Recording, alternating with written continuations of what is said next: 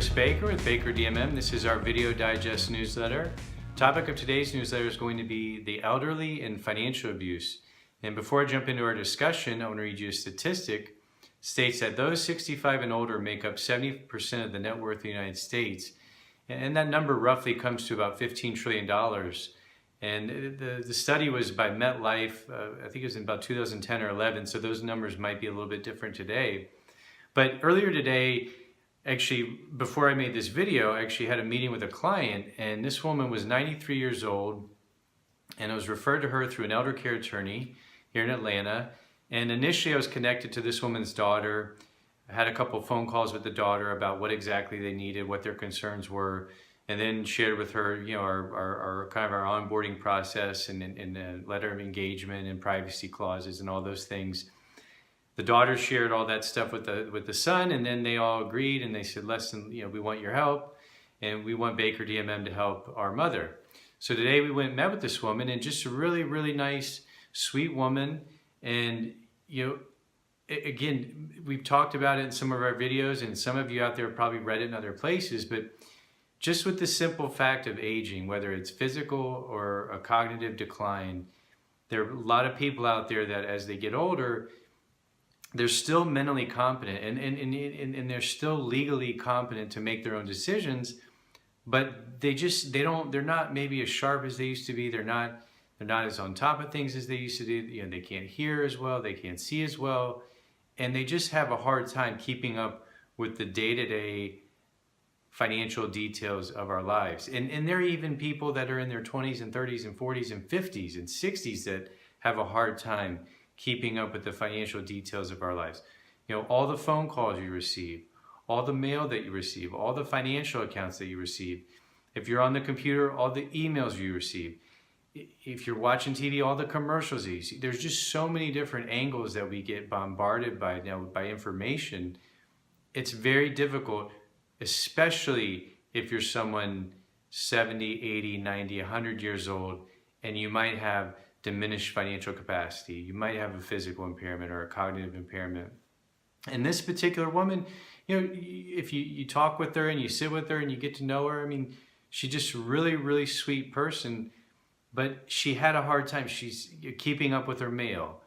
You know, she has a hard time writing, so she has a difficulty writing checks. And come to find out, she'd actually had a CPA helping her, you know, the last few years, but most recently, that practitioner, that CPA, he's having to deal with his own family affairs and issues, so he's no longer able to serve this woman.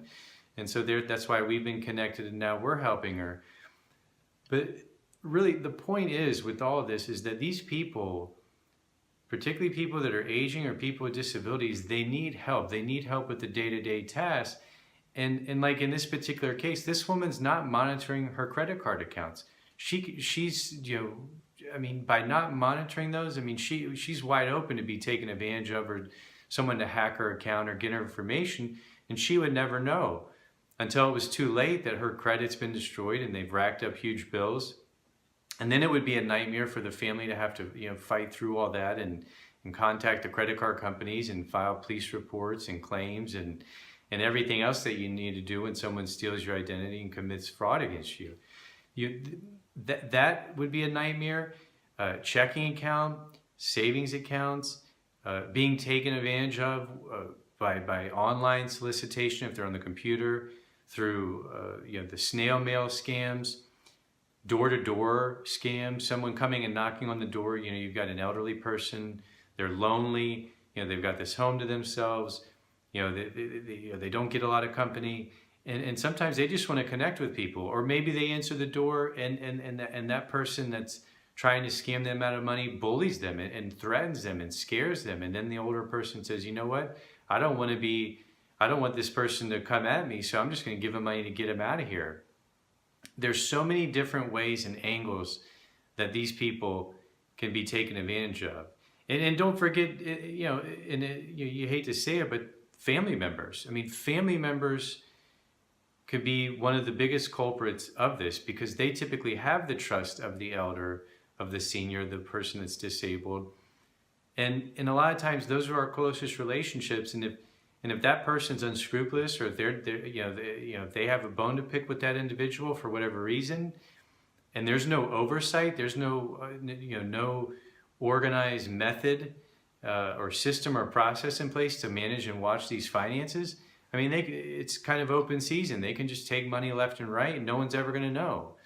And that does happen. And then when the people do find out, it's entirely way too late, where in some cases, entire nest eggs, entire portfolios, entire wealth has been just decimated and taken advantage of and wiped out because these people just had free reign and did whatever they wanted. And with all this said, and one of the things why it's so gratifying in doing what we do, meeting with this woman today, I knew that, she's so vulnerable, and she just needs someone to help her get, be an extra set of eyes and ears. And that's what we're doing. We're going to be sending our reports to her children so they can monitor. So it's a kind of an extra layer of security. So we're going to keep up with the numbers. We're going to give it to the children so they can review it, and make sure these bills are paid and make sure no one's taking advantage of this woman. And that's the key, is to having an extra set of eyes and ears, and to having, a company, a professional financial services firm with, led by a CPA, helping these individuals monitor their accounts, pay their bills, giving them the financial advice, and in the end, bringing peace of mind to all these people involved so they know that they're not going to be taken advantage of. And if there is that slight chance that something slips through the cracks, a fraudulent charge or some sort of financial abuse, it's going to get caught very early on before it spirals out of control and before it potentially wipes out these people's their nest eggs. So if you're in your community and you know someone that's aging or disabled and they need help, look for a daily money management firm. And if you can't find one in your community, feel free to reach out to us, and we'd be happy to help you locate one if we can't help out directly. So if you found this information interesting or helpful, please feel free to share it on all of your social media channels. This could be with your family, your friends, whoever you think might benefit from viewing the information.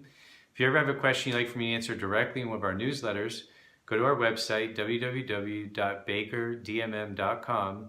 Scroll to the bottom, fill out your information, write a few sentences, and I'll try to answer that in one of our upcoming newsletters. And if you ever like to get my help personally and directly, the quickest and easiest way is to go to our website. At the top of the page, you'll see our phone number as well as a request an appointment button. And if you scroll to the bottom, you can book a direct phone consulting session by clicking on the PayPal button. And with all these options, I'll be in touch with you in 24 to 48 hours to confirm and schedule our appointment. And until then, I will talk to you soon.